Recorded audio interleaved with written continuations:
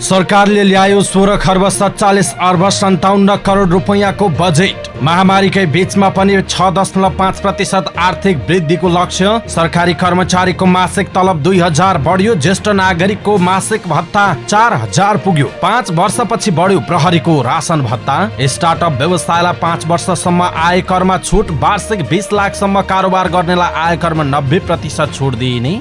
रेलमार्गका लागि सरकारले छुट्यायो 10 अर्ब 3 करोड। आगामी साउनदेखि 40 माइक्रोनसम्मका प्लास्टिकको झोलामा प्रतिबन्ध। पेट्रोलियम पदार्थबाट चल्ने गाडीलाई 2088 सम्म विद्युतीय सवारीले विस्थापित गरिने। बजेट समग्रमा राम्रो भएको तर कार्यान्वयनमा शंका रहेको उद्योग वाणिज्य महासंघका अध्यक्ष शेखर गोल्छाको भनाई। हामीले माग गरेका धेरै विषय बजेटमा समेटिएको छ भन्दै चन्द्र कालको स्पष्टीकरण। कोरोना परीक्षण दर घट्यो। 4487 जनामा कोरोना संक्रमण। 116 जनाको मृत्यु। अमेरिकासँग कोरोना खोप माग्दै राष्ट्रपति भण्डारीले बाइडेनलाई पठाइन् पत्र। संविधान कार्यान्वयन मार्फत जनताको हातमा प्रतिफल पुर्याउन दत्तचित्त छु भन्दै प्रधानमन्त्री केपी शर्मा ओलीको गणतन्त्र दिवसको शुभकामना। निर्वाचन हुँदैन भन्ने भ्रमपूर्ण प्रचार भएको प्रधानमन्त्री ओलीको दावी। प्रतिगामी विरुद्ध राष्ट्रिय एकता आवश्यक रहेको माओवादी केन्द्रका अध्यक्ष प्रचण्डको भनाई। राष्ट्रपति र प्रधानमन्त्रीका कारण देशले दुष्परिणाम भोग्नु परेको नेपाली कंग्रेसका सभापति देउबाको आरोप। गणतन्त्र र संविधानमाथि संकट आइपरेको सभामुख सापकोटाको धारणा। संविधान र राजनीतिका लागि संसदीय मर्यादा उल्लङ्घन गरेको एमाले नेता घनश्याम भुसालको स्पष्टीकरण। महन्त ठाकुरले उपेन्द्र यादवलाई सोधे 24 घण्टे स्पष्टीकरण। महन्त ठाकुर सहित जसपाका 4 नेतासँग 24 घण्टे स्पष्टीकरण माग। आबुधाबी दूतावासबाट समयमै सेवा नपाउँदा नेपाली श्रमिकहरू समस्यामा र भारतको रोजाई ओली हो भन्नेमा काठमाडौँको जनमत विश्वस्त रहेको पूर्व राजदूत श्याम शरणको भनाई। दर्शक महानुभाव नमस्कार। हाम्रो च्यानल समाचारपाटी.com मा यहाँहरूलाई हार्दिक स्वागत छ। सदाको झैं आज पनि हामी उपस्थित भइसकेका छौं आजका मुख्य समाचार लिएर। हामीलाई अन्तिमसम्म हेर्नु होला अनि हाम्रो मेहनतका लागि यो भिडियोमा एउटा लाइक अवश्य गरिदिनु होला। दर्शक महानुभाव पलपलको न्यूज अपडेटका लागि हाम्रो च्यानल सब्स्क्राइब गर्नुहोस् अनि नजिकै आउने बेल आइकनलाई क्लिक गर्नु होला। दर्शक महानुभाव हाम्रो समाचार कहाँबाट हेर्दै हुनुहुन्छ? देशभित्र हुनुहुन्छ अथवा देशभन्दा बाहिर हुनुहुन्छ? देशभित्र हुनुहुन्छ भने आफू रहेको गाउँ ठाउँ शहर जिल्लाको नाम लेख्नु होला। विदेशमा हुनुहुन्छ भने कुन देशबाट हामीलाई हेरिरहनु भएको छ त्यो कुरा लेख्नु होला। दैनिक रूपमा हेर्नुहुन्छ भने रेगुलर लेखिदिनु होला। दर्शक महानुभाव आज पहिलो चोटि हो भने फर्स्ट टाइम भनेर लेखिदिनु होला। दर्शक महानुभाव आज हामीले समाचारमा धेरै बजेटका विषयहरू छन्। अझ धेरै बजेटका विषयहरू यहाँहरूलाई सुन्न मन छ हेर्न मन छ भने हामीले हिजो लाइभ अपडेट गरेका थियौँ। त्यो लाइभ अपडेट यहाँहरूले अघिल्लो भिडियोमा गएर हेर्न सक्नुहुनेछ अथवा डिस्क्रिप्सनमा पनि तपाईँले हेर्न सक्नुहुनेछ। हामीले त्यहाँ लिङ्क राखिदिएका छौँ। सरकारले आगामी आर्थिक वर्ष 2078-79 का लागि 16 खर्ब 47 अर्ब 57 करोडको बजेट ल्याएको छ। अर्थमन्त्री विष्णुप्रसाद पौडेलले आगामी आर्थिक वर्षको वार्षिक आयव्यय विवरण प्रस्तुत गर्दै यस्तो जानकारी गराउनु भएको हो। सरकारले चालु आर्थिक वर्षको तुलनामा 1 खर्ब 72 अर्ब 93 करोड रुपैयाँ बढी आकारको बजेट ल्याएको छ। सरकारले चालु आर्थिक वर्षमा 14 खर्ब 74 अर्ब 64 करोड रुपैयाँको बजेट कार्यान्वयन गरिरहेको छ। विगतमा संघबाट स्थानीय तथा प्रदेशमा जाने रकमलाई सरकारले यो वर्ष भने बट्याइपूर्वक छुट्याएको छ, जसले गर्दा चालु तर्फको बजेट कम भएको देखिएको छ। आगामी आर्थिक वर्षमा सरकारले चालु तर्फ 6 खर्ब 78 अर्ब 61 करोड रुपैयाँ विनियोजन गरेको छ। चालु खर्चको रकम कम देखिनुमा तल्लो सरकारलाई जाने रकम यसमा नजोड्नु हो। आगामी आर्थिक वर्षमा पुँजीगत खर्चका लागि 3 खर्ब 47 अर्ब 26 करोड रुपैयाँ विनियोजन गरिएको छ। वित्तीय व्यवस्था तर्फ 2 खर्ब 7 अर्ब 97 करोड रुपैयाँ विनियोजन भएको छ। तल्लो तहमा जाने अनुदान भने 3 खर्ब 86 अर्ब 71 करोड रहेको छ। सरकारले आगामी आर्थिक वर्षमा राजस्व संकलनको लक्ष्यमा समेत वृद्धि गरेको छ। आगामी आर्थिक वर्षमा राजस्वबाट 10 खर्ब 24 अर्ब राजस्व संकलन हुने लक्ष्य सरकारले राखेको छ। यो वर्ष वैदेशिक अनुदानबाट 63 अर्ब प्राप्त हुने लक्ष्य राखिएको छ। विदेशी विकास साझेदारबाट 3 खर्ब 9 अर्ब 29 करोड रुपैयाँ ऋण लिइने भएको छ। त्यसबाट पनि अपुग हुने रकम 2 खर्ब 50 अर्ब आन्तरिक ऋण लिइने अर्थमन्त्री विष्णु पौडेलले जानकारी दिनुभयो। सरकारले चालु आर्थिक वर्षमा राजस्वबाट 8 खर्ब 89 अर्ब 62 करोड संकलन हुने लक्ष्य राखेको छ। नयाँ संविधान बनिसकेपछि सरकारले पहिलो पटक अध्यादेश मार्फत बजेट ल्याएको छ। संसद विघटन गरी मध्यावधि निर्वाचन घोषणा गरेको सरकारले बजेटलाई लोकप्रिय बनाउने अधिकतम प्रयास गरेको छ, जसमा वृद्ध भत्ता वृद्धिदेखि कर्मचारीको तलब वृद्धिसम्म समावेश भएको छ। कोरोना महामारीबाट अर्थतन्त्रमा परेको प्रभाव न्यूनीकरण गर्दै स्वास्थ्य क्षेत्रमा उल्लेख्य बजेट विनियोजन गरेको सरकारले सबैभन्दा ठूलो रकम भने शिक्षा क्षेत्रमा विनियोजन गरेको छ। सरकारले कोरोना महामारीकै बीच महत्वाकांक्षी आर्थिक वृद्धि दरको लक्ष्य राखेको छ। आगामी आर्थिक वर्ष 2078-79 मा 6.5% को आर्थिक वृद्धि दर कायम हुने लक्ष्य सरकारले लिएको छ। आगामी आर्थिक वर्षमा खोपको उपलब्धता, पूर्वाधार विकास, राष्ट्रिय गौरवका आयोजना निर्माण सम्पन्न हुने भन्दै यसले आर्थिक वृद्धिमा सहयोग पुग्ने अर्थमन्त्री विष्णु पौडेलले बताउनुभयो। सरकारले चालु आर्थिक वर्षको बजेटमा 7% हाराहारी आर्थिक वृद्धि हुने अनुमान गरेको थियो, तर केन्द्रीय तथ्याङ्क विभागले 4.01% मात्र रहने संशोधित अनुमान गरेको थियो। तर स्वयं अर्थमन्त्रीले बजेट भाषणका दौरान सो लक्ष्य समेत भेट्न नसक्ने स्वीकार गर्नुभएको छ। सरकारले निजामती कर्मचारीको मासिक तलबमा 2000 रुपैयाँ वृद्धि गरेको छ। कोभिड-19 को व्यवस्थापनमा बढ्दो खर्चका कारण अपेक्षाकृत तलब बढाउने अवस्था नभए पनि राष्ट्र सेवकको मनोबल बढाउन साउन 1 गतेदेखि लागू हुने गरी 2000 रुपैयाँ बढाइएको अर्थमन्त्री विष्णु पौडेलले जानकारी दिनुभयो। अध्यादेश मार्फत ल्याइएको आर्थिक वर्ष 2078-79 को बजेटमा हाल दिइएको महँगी भत्तालाई कायमै राखिएको छ। यसअघि आर्थिक वर्ष 2076-77 मा सरकारी कर्मचारीको तलब बढाइएको थियो। सो वर्ष नायब सुब्बामा 20% र त्यसभन्दा माथि 18% तलब बढाउने घोषणा भएको थियो। समयानुकूल तलब भत्तामा समायोजन गर्दै जानुपर्ने भन्दै कर्मचारी युनियनले सरकारलाई दबाब दिइरहेका थिए। निजामती कर्मचारीको तलबमान र अरू सेवा सुविधाबारे सुझाव पेश गर्न पेई कमिसन गठन गर्ने समेत अर्थमन्त्री पौडेलले बताउनु भएको छ। कर्मचारीको 10 लाखको सामूहिक दुर्घटना बिमा र 1 लाखको स्वास्थ्य बिमाको प्रिमियम सरकारले बेहोर्नेछ। निजामती कर्मचारीलाई सहुलियत दरमा आवास सेवा प्रदान गर्न कर्मचारी सञ्चय कोष र नागरिक लगानी कोषबाट सातै प्रदेशमा सामूहिक आवास निर्माण गर्ने समेत अर्थमन्त्री पौडेलले बताउनु भएको छ। दर्शक महानुभाव, सरकारी कर्मचारीको तलब बढाएको छ सरकारले, मासिक 2000 रुपैयाँ बढेको यो समाचारप्रति तपाईँको धारणा के छ? आफ्नो धारणा तलको कमेन्ट बक्समा कमेन्ट गर्नुहोला। सरकारले ज्येष्ठ नागरिकको मासिक भत्ता बढाएर मासिक 4000 रुपैयाँ पुर्याएको छ। शनिबार आर्थिक वर्ष 2078-79 को बजेट सार्वजनिक गर्नुभएका अर्थमन्त्री विष्णु पौडेलले ज्येष्ठ नागरिकको मासिक भत्ता 1000 बढाउनु भएको हो। उहाँका अनुसार सबै प्रकारका सामाजिक सुरक्षा भत्ता 33% वृद्धि गरिएको छ। सामाजिक सुरक्षाका लागि 1 खर्ब रुपैयाँ बजेट विनियोजन गरिएको अर्थमन्त्री पौडेलले बताउनुभयो। बढेको भत्ता 1 साउनबाट कार्यान्वयनमा आउनेछ। तत्कालीन एमाले सरकारका अर्थमन्त्री भरतमोहन अधिकारीले आर्थिक वर्ष 2051-52 को बजेटमा पहिलो पटक वृद्ध भत्ताको नीति सुरु गर्नु भएको थियो। त्यसबेला वृद्ध भत्ता पाउने उमेर 75 वर्ष तोकिएको थियो र मासिक भत्ता जम्मा 100 रुपैयाँ थियो। पछिल्ला वर्षहरूमा वृद्ध भत्ता चुनावी गोटी बनेको भन्दै अर्थविदहरूले चिन्ता व्यक्त गर्दै आएका थिए। 2074 को आम चुनाव अगाडि वाम गठबन्धनले 5000 पुर्याउने उल्लेख गरेको थियो भने नेपाली कांग्रेस नेतृत्वको सरकारले वृद्ध भत्ता पाउने उमेर 70 बाट घटाएर 65 मा झार्ने प्रस्ताव गरेको थियो, तर उमेर घटाउने निर्णय कार्यान्वयनमा आएन। प्रधानमन्त्री केपी शर्मा ओली नेतृत्वको सरकारले सुरुका 2 वर्ष वृद्ध भत्ता बढाएन, तर प्रधानमन्त्री ओलीले सार्वजनिक रूपमा वृद्ध भत्ता बढ्ने घोषणा गरेपछि तत्कालीन अर्थमन्त्री युवराज खतिवड़ाले आर्थिक वर्ष 2076-77 को बजेटमा वृद्ध भत्ता 1000 बढाएर 3000 पुर्याउनु भएको थियो। यो वर्ष पनि त्यही भएको छ। तत्कालीन अर्थमन्त्री अधिकारीले 2051-52 को बजेटमा सुरु गर्दा मासिक भत्ता 100 रुपैयाँ थियो। 60 सालमा अधिकारीले वृद्ध भत्ता वृद्धि गरी मासिक 175 पुर्याउनु भयो।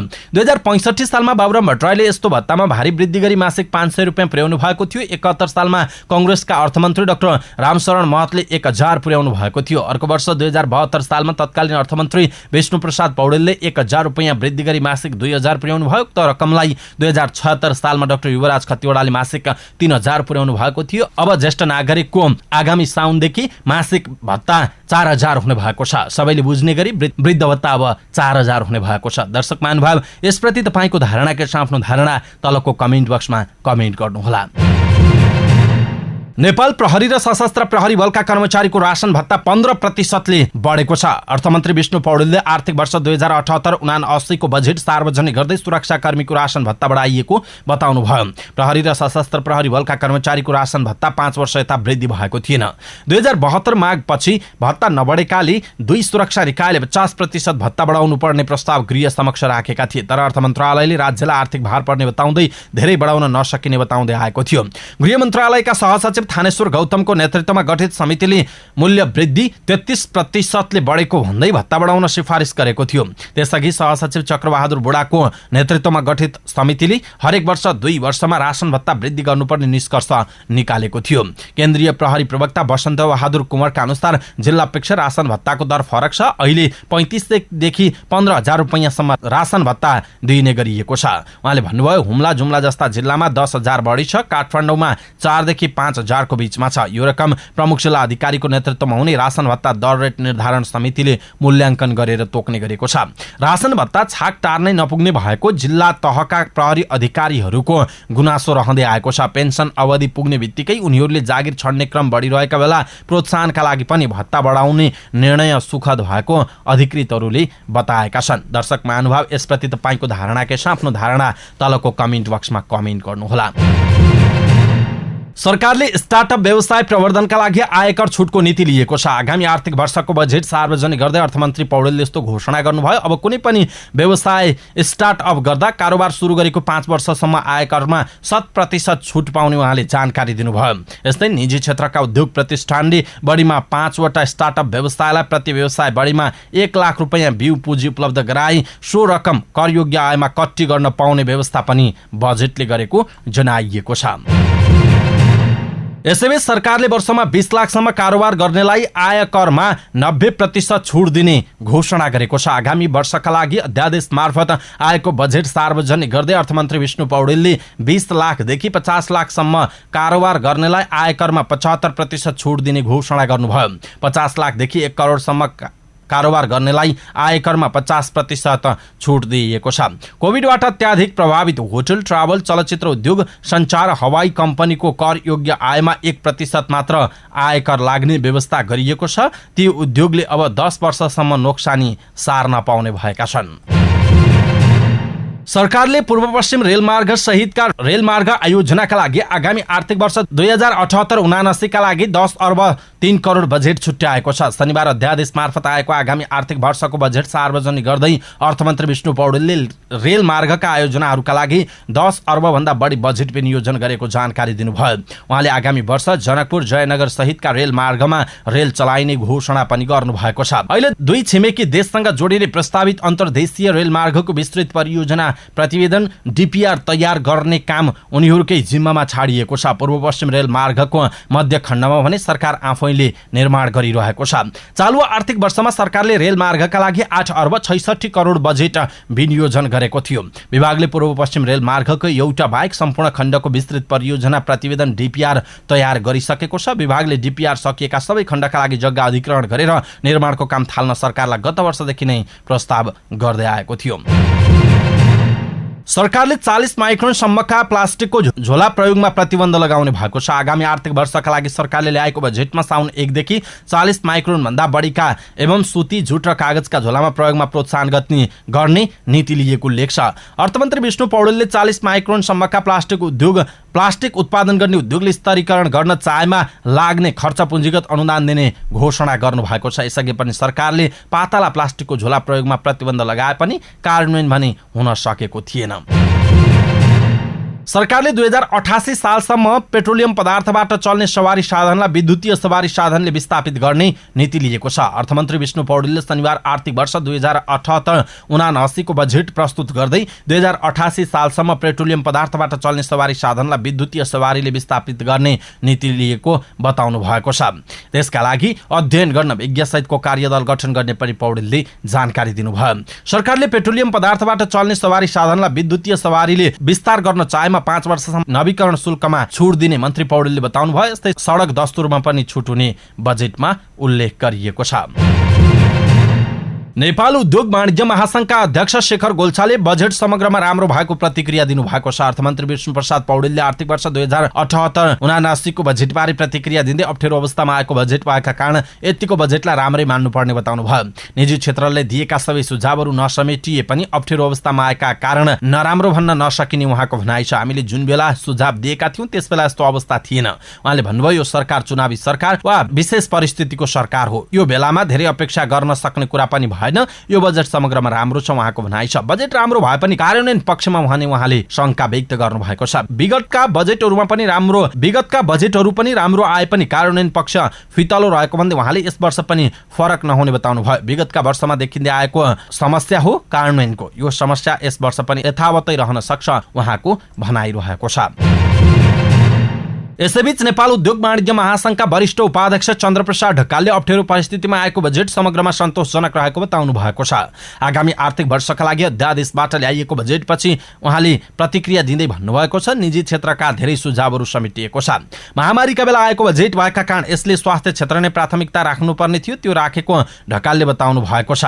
नेपाल भ्रमणमा आउने पर्यटकहरूलाई 1 महिनाका लागि भिजा फ्री दिने बजेटमा उल्लेख छ। रकम ठूलो नभए पनि यसले राम्रो सन्देश बाहिर जाने उहाँले बताउनु भयो। कर्मचारीलाई 10 दिने भ्रमण विधा, स्टार्टअपका लागि भ्यू पुँजी दिने व्यवस्था, संरक्षित क्षेत्रलाई पर्यटन क्षेत्रको रूपमा विकास गर्ने लगायतका विषयवस्तुहरू राम्रो भएको उहाँले बताउनु भएको छ।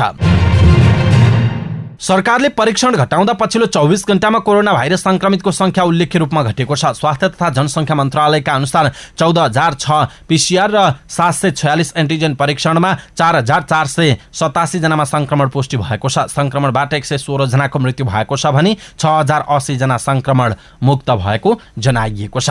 स्वास्थ्य तथा जनसंख्या मन्त्रालयका अनुसार सबैभन्दा धेरै काठमाडौँमा 867, कास्कीमा 310, मकवानपुरमा 287, झापामा 214 र ललितपुरमा 179 जना कोरोना संक्रमित थपिएका छन्। यस्तै मोरङमा 192, धादिङमा 135, कैलालीमा 113, रूपन्देहीमा 122, धनुषामा 119, पाल्पामा 112, सुनसरीमा 109, भक्तपुरमा 105 जना कोरोना संक्रमित थपिएका छन्। यस्तै काभ्रेपलाञ्चोक र दाङमा 92 जना, सिन्धुपाल्चोकमा 79, तनहुँमा 68, नुवाकोटमा 67, सर्लाही र गुल्मीमा 64 जना, गोर्खामा 57, धनकुटामा 54, कञ्चनपुरमा 52, ओखलढुङ्गामा 48 तथा चितवन र डडेलधुरामा 41 जना संक्रमित थपिएका छन्। त्यस्तै सङ्खुवासभा र कपिलवस्तुमा 39 जना, खोटाङमा 38, बारामा 36, स्याङ्जामा 33, सिराहामा 31, सुर्खेतमा 28, सप्तरीमा 27, दैलेखमा 26, बर्दिया र रुकुम पश्चिममा 24 जना, पर्वतमा 23 र महोत्तरीमा 22 जनामा कोरोना संक्रमण पुष्टि भएको छ। नवलपरासी पश्चिम र बैतडीमा 19 जना, डोटीमा 18, सिन्धुलीमा 17, दोलखामा 16, बाँकेमा 14, कालीकोटमा 13, इलाममा 12, पर्सामा 10, म्याग्दीमा 8, उदयपुर रौतहट अछाममा 7 जना र लमजुङमा 6 जना कोरोना संक्रमित थपिएका छन्। यस्तै रामेछाप जुम्लामा 5 जना, भोजपुर र अर्घखाँचीमा 4 जना, पाँचथर, बागलुङ, जाजरकोट, सल्यानमा 3 जना, तेह्रथुम, रसुवा, रोल्पा, मुगुमा 2 जना तथा ताप्लेजुङ, सोलुखुम्बु, मुस्ताङ, हुम्ला र बझाङमा 1 जना कोरोना संक्रमित थपिएको मन्त्रालयले जनाएको छ। यस्तै 10 वर्ष मुनिका 120 बालबालिकामा कोरोना संक्रमण पुष्टि भएको छ भने 11 देखि 20 वर्ष उमेर समूहका 396 जनामा कोरोना देखिएको मन्त्रालयले जनाएको छ।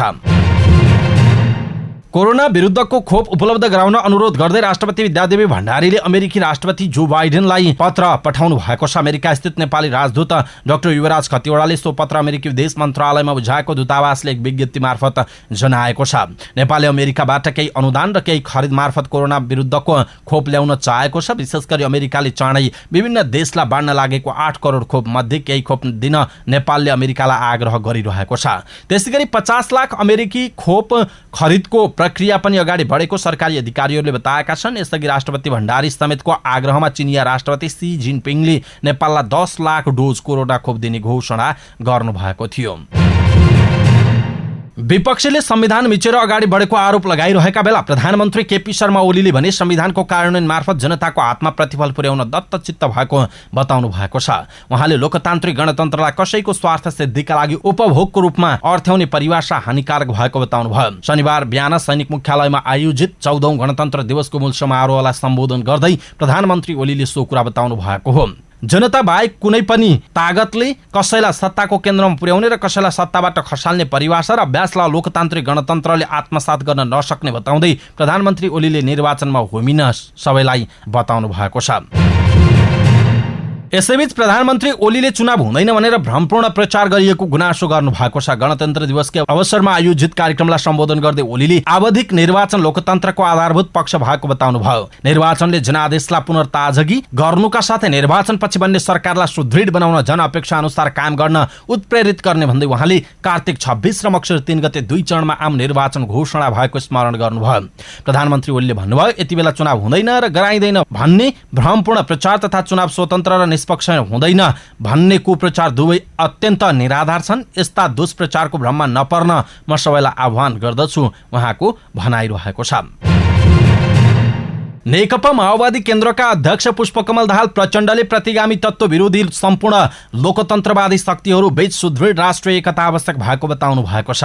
14औं गणतन्त्र दिवसको उपलक्ष्यमा एक शुभकामना सन्देश दिँदै प्रचण्डले नेपाली जनताको बलिदानीपूर्ण सङ्घर्षबाट प्राप्त उपलब्धिहरूको रक्षा गर्दै गणतान्त्रिक संस्कार र संस्कृति निर्माण गर्न प्रतिगामी तत्त्व विरुद्धको एकतामा जोड दिनुभयो। प्रचण्डले नेपाली जनताको ठूलो त्याग र बलिदानीबाट गणतन्त्र स्थापना भएको समेत उल्लेख गर्नुभएको छ। उहाँले अहिले गणतन्त्रका विरोधीहरूबाट यसका मूल्य र मान्यतामाथि निरन्तर प्रहार भइरहेको समेत उल्लेख गर्नुभएको छ।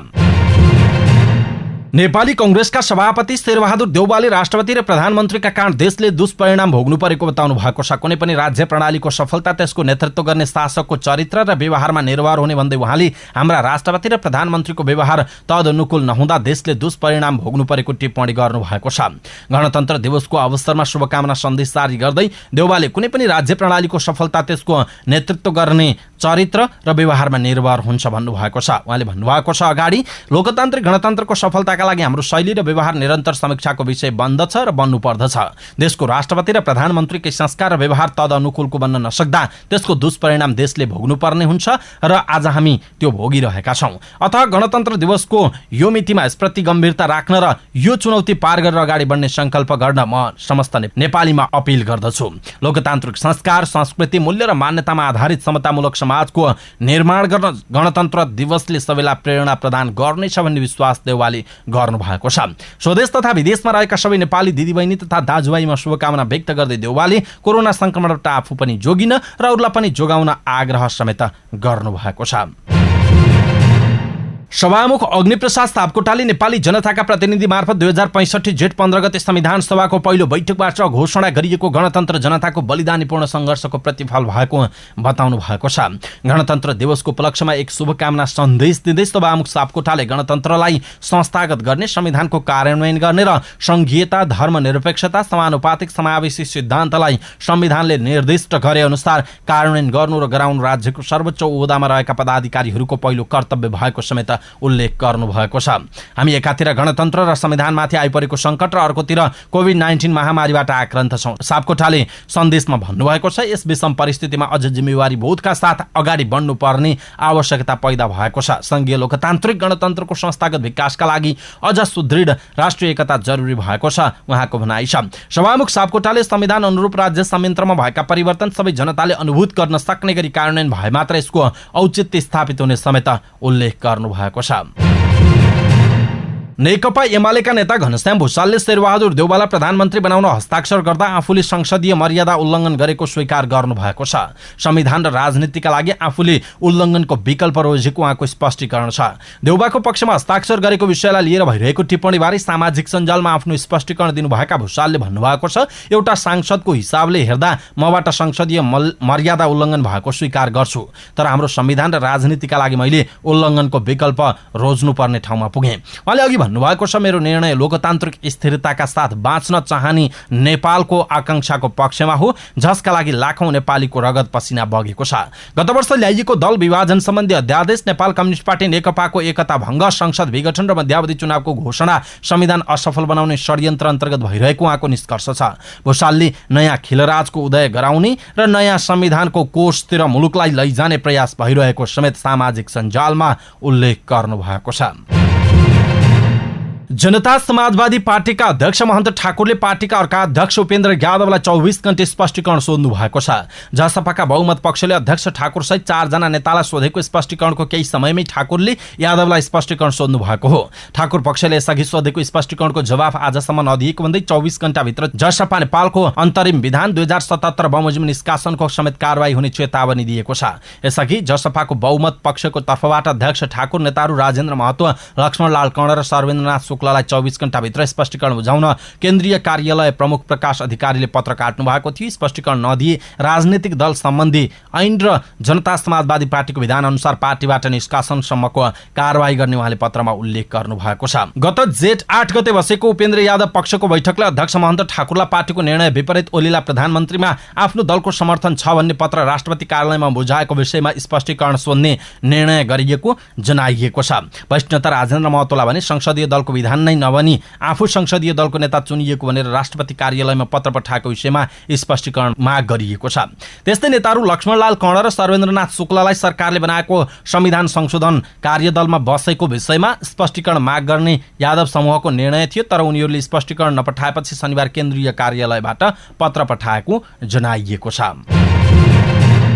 वैदेशिक रोजगारीको लागि यूएईमा कार्यरत भोजपुरका रमेश कुमार श्रेष्ठको पासपोर्टको वैधानिकता 20 दिनपछि सकिँदैछ। पासपोर्टको अवधि सकिएपछि उनको यूएईको बैंकिङ कारोबार रोकिने सन्देश उनलाई बैंकले निरन्तर पठाइरहेको छ। कम्पनीले पनि पासपोर्ट नवीकरण गरेर 5 दिनभित्र जम्मा गर्नु भनी आदेश दिएको छ, तर गत मे 23 मा पासपोर्ट नवीकरण भनी उनी नेपाली दूतावास आबुधाबी गएका श्रेष्ठ सफ्टवेयरमा समस्या भएका कारण फारम नभरी फर्किए। दोस्रो दिन पुनः दूतावास पुगेका उनी सम्बन्धित विभागको कर्मचारी बिरामी भएकाले फारम बुझाउन सकेनन्। एउटै शीर्षकमा 1 दिनभन्दा बढी छुट्टी नपाइने भएका कारण श्रेष्ठले पासपोर्ट नवीकरणका लागि अनलाइन फारम भर्ने कोसिस नगरेका होइनन्, तर सफ्टवेयरमा देखिएको समस्याका कारण उनले पुनः दूतावास पुग्नुपर्ने भएको छ। आफ्नो पासपोर्ट अवधि सकिनु अगाडि नै नवीकरण गर्न दूतावास धाउने श्रेष्ठ एक्ला मात्रै पात्र होइनन्। उनी जस्ता धेरै व्यक्तिहरू यही समस्याबाट गुज्रिरहेका छन्। सन् 2010 मा सुरु भएको एमआरपी पासपोर्टको अवधि सकिएकाले नवीकरणका लागि दूतावास पुग्ने नेपालीहरू दिनानुदिन गुणात्मक रूपमा बढ्ने निश्चित प्राय छ, तर दूतावास स्रोत पनि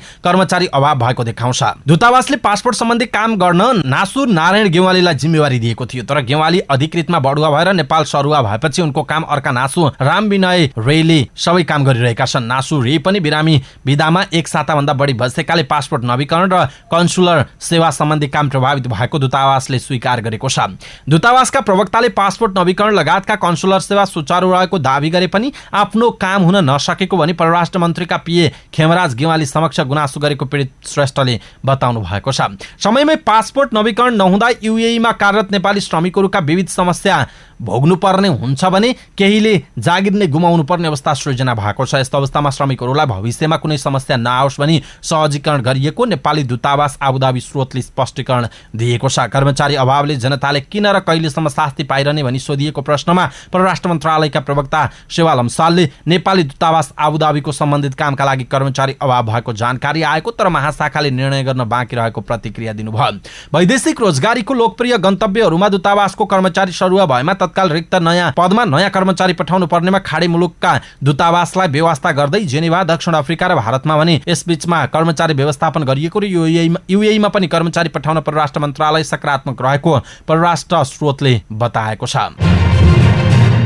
र नेपालका लागि पूर्व भारतीय राजदूत एवं विदेश सचिव श्याम शरणले यति बेला काठमाडौँको राजनैतिक वर्ग र सर्वसाधारण भारतको रोजाई प्रधानमन्त्री केपी शर्मा ओली नै हो भन्नेमा विश्वस्त रहेको बताएका छन्। द इन्डियन एक्सप्रेसमा एक लेख प्रकाशित गर्दै उनले पुरै नेपालको जनमतको बुझाइ यस्तो नभए पनि काठमाडौँको राजनीति र जनमत यसमा विश्वस्त रहेको उल्लेख गरेका छन्। राजदूत श्याम शरणले ओलीले नयाँ दिल्लीमा रहेको भारतीय जनता पार्टीको सरकारसँग नेपाललाई राजतन्त्रको मातहतमा हिन्दू राष्ट्रमा पुनर्स्थापना र चीनलाई किनारामा राख्ने बाचा गरेको बुझाइ नेपालमा रहेको पनि उल्लेख गरेका छन्। भारतले नेपालमा राजतन्त्र फर्काउन चाहेको हल्ला पनि चलेको उनले उल्लेख गरेका छन्। भारतको राष्ट्रिय स्वयंसेवक संघ र अन्य हिन्दू नेताले नेपालमा राजतन्त्र फर्काउन सहयोग गर्न भनी दिएको अभिव्यक्तिलाई यसको बलियो प्रमाणको रूपमा लिइएको समेत उनले जनाएका छन्। साथै पूर्व राजा ज्ञानेन्द्र शाहको कुम्भमेला भ्रमणले पनि यस्तो अन्दाजलाई बल पुगेको उनले उल्लेख गरेका छन्। उनले लेखमा भनेका छन्, नेपालमा सन् 2002 देखि 4 सम्म र पछि 2004 देखि 6 सम्म विदेश सचिव हुँदा नेपालको मामिलामा संलग्न हुँदा केही पाठहरू सिकेको छु। त्यो बेलाको अवस्थाभन्दा अहिलेको अवस्था फरक छ, तर केही पाठहरू अहिले पनि अझै सान्दर्भिक छन्। उनले आफूले सिकेको कुरालाई लेखका 3 बुँदामा उल्लेख गरेका छन्। पहिलो बुँदामा उनले भनेका छन्, नेपाली जनताले लामो र कठिन सङ्घर्षपछि प्रजातन्त्र पाएका हुन्, त्यसैले भारतले नेपालको गणतान्त्रिक प्रजातन्त्रलाई बिना शर्त आफ्नो समर्थन गरेको घोषणा गर्नुपर्छ। दोस्रो बुँदामा उनले भनेका छन्, भारत नेपालसँग राजनीतिको सबै तहमा र सबै राजनीतिक वृत्तमा इन्गेज हुनुपर्छ। भारतका प्रमुख स्वार्थहरू पूरा गर्नका लागि निरन्तर इन्गेजमेन्टको आवश्यकता आवश्यकता पर्छ। नेपालको आन्तरिक मामिलाबाट टाढा रहने नीतिले चीन लगायत अन्य वैदेशिक शक्तिलाई प्रभाव जमाउन सजिलो हुन्छ। तेस्रो बुँदामा उनले भनेका छन्, भारतको नेपालसँगको सम्बन्धमा तराई बेल्ट र यसको ठूलो मधेसी जनसङ्ख्याले महत्त्वपूर्ण र अपरिहार्य भूमिका खेल्छ। उनले भारतमा नेपालमा के भइरहेको छ भन्ने राम्रो मूल्याङ्कन गर्नुपर्ने र भारतको हित कसरी हुन्छ भनेर हेर्नुपर्नेमा जोड दिएका छन्। हवस् त दर्शक महानुभाव, आजका मुख्य समाचार यति नै। हामीले प्रस्तुत गरेका मुख्य समाचारहरूप्रति तपाईँको धारणा के छ? आफ्नो धारणा तलको कमेन्ट बक्समा कमेन्ट गर्नुहोला। हाम्रो मेहनतका लागि भिडियोमा एउटा लाइक अवश्य गरिदिनु होला। दर्शक महानुभाव, पलपलको न्युज अपडेटका लागि हाम्रो च्यानल सब्स्क्राइब गर्नुहोस् अनि नजिकै आउने बेल आइकनलाई क्लिक गर्नुहोला। हामीलाई कहाँबाट हेर्दै हुनुहुन्छ अनि कस्तो लागेको छ आफ्ना कुराहरू तलको कमेन्ट बक्समा कमेन्ट गर्नुहोला। देशभित्र हुनुहुन्छ भने आफू रहेको गाउँ ठाउँ सहर जिल्लाको नाम लेख्नुहोला। विदेशमा हुनुहुन्छ भने कुन देशबाट हेरिरहनु भएको छ त्यो कुरा लेख्नुहोला। दैनिक रूपमा हेर्नुहुन्छ भने रेगुलर लेखिदिनु होला। आज पहिलोचोटि हो भने फर्स्ट टाइम लेखिदिनु होला। दर्शक महानुभाव, हामीले हिजोको जुन बजेटको लाइभ छ त्यो अघिल्लो भिडियोमा राखेका छौँ। डिस्क्रिप्सनमा पनि लिङ्क छ, यहाँहरूले गएर हेर्न सक्नुहुनेछ। बजेटका सबै विषयवस्तुहरू, विशेषताहरू के छन् भनेर, के भएको छ, सरकारले कस्तो नीति लिएको छ, यो बारेमा तपाईँले हेर्न सक्नुहुनेछ। पलपलको न्युज अपडेटका साथ फेरि हाम्रो भेट हुनेछ। तपाईँ समाचारपाटी.com हेर्दै गर्नुहोस्। नमस्कार।